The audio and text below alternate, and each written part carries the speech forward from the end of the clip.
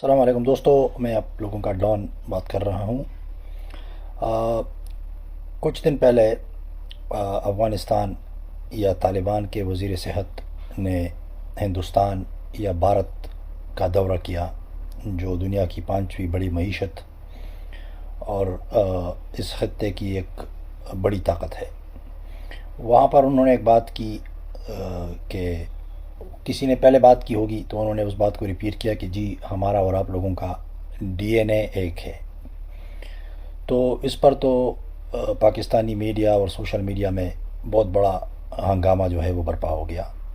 میں نے تو ذاتی طور پر اس چیز کو اگنور کیا، لیکن اب جب میں پوسٹ کرتا ہوں کشمیر میں یا پختونخوا میں پنجابی قبضہ گر فوج کے مظالم پر، تو نیچے لوگ کمنٹس میں لکھتے ہیں کہ آپ لوگ کیا بات کرتے ہو، آپ لوگوں کا تو ڈی این اے جو ہے وہ ہندوؤں سے ملا ہوا ہے، آپ لوگ تو ان کے ڈی این اے کو کے ہو، یعنی ان کو اور پھر ان کے ساتھ ہم کو بھی بڑی جو ہے نا خطک آمیز نظر سے دیکھتے ہیں، خطک آمیز لہجے میں بات کرتے ہیں۔ اب اس کے پیچھے دیکھتے ہیں تاریخی حقائق کیا ہے، یہ لوگ کون ہے جو ہمیں گالیاں دیتے ہیں، جو یہ اس معاملے پر کہ ہمارا ڈی این اے کی جو انہوں نے بات کی ہے اس کے بارے میں اس طرح باتیں کرتے ہیں، یہ کون ہے اور یہ ڈی این اے والا کیا معاملہ ہے۔ کچھ دن پہلے میں ادھر آیا یورپ میں، تو کام کی جگہ میں ایک بندہ مجھے ملا، تو دعا سلام کے بعد اس نے پوچھا کدھر سے ہو، تو میں نے بتایا کدھر سے ہوں، تو اس نے بولا او آپ لوگ تو ہمارے کزنز ہو۔ پھر دوبارہ اس نے جو ہے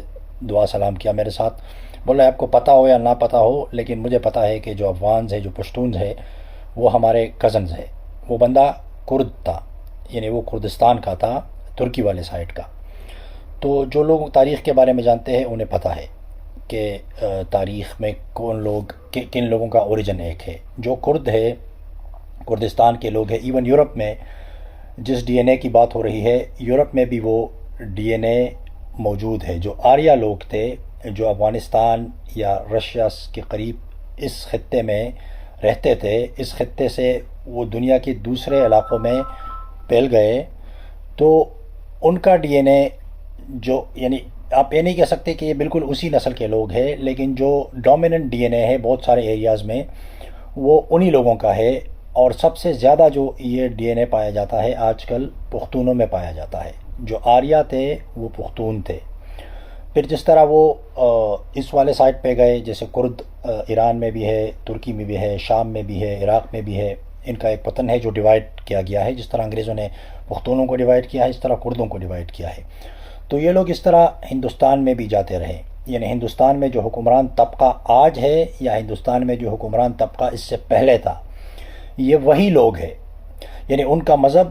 ہندو مت ہے، اس بات میں کوئی شک نہیں ہے۔ ہو سکتا ہے کہ اس وقت جب یہ لوگ جا رہے تھے اس وقت ان کا مذہب اس خطے میں ہندو مت تھا، کیونکہ جیسے کہا جاتا ہے کہ تاریخی طور پر ہندو مت اس ہی علاقے سے شروع ہوا جو آج کل کا افغانستان یا جو آج کل کا پختونخوا ہے۔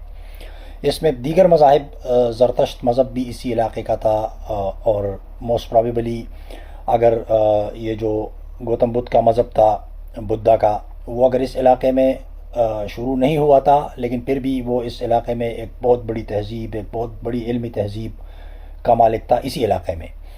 تو جو ٹاپ کلاس کے ہندوز ہیں، جیسے نہرو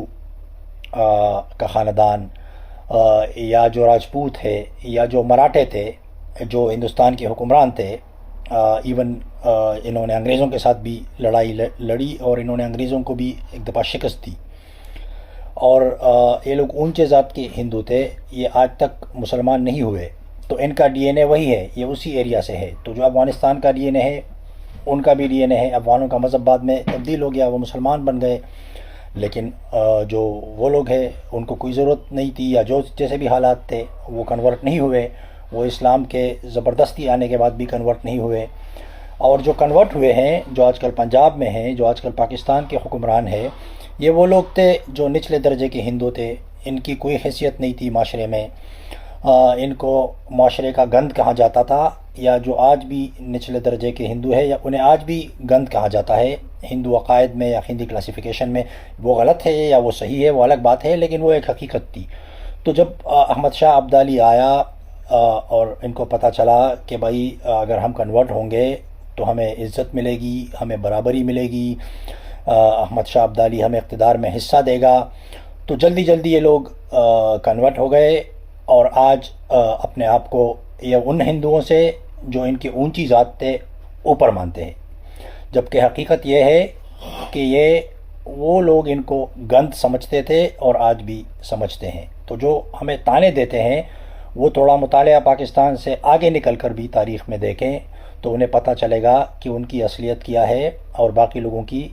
اصلیت کیا ہے۔ ویسے تو اس نسل پرستی پہ میں یقین نہیں رکھتا، لیکن جب لوگ اس طرح کی بات کرتے ہیں تو پھر اس کا جواب ایسے ہی ہوتا ہے۔ السلام علیکم۔